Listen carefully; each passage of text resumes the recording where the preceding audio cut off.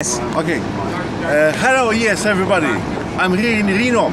We are playing the Rockwell Mixed Pair, the US National. I'm playing with Brenda Glaze from Alaska, Anchorage.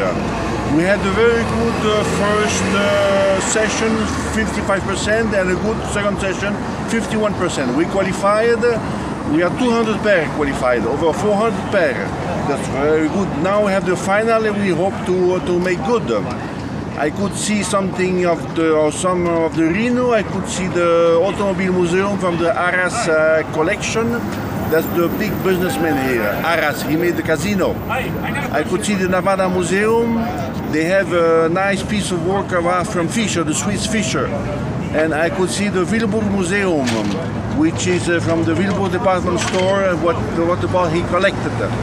Tomorrow I hope to go to the Tawepan Lake, a nice tour because it's sunny.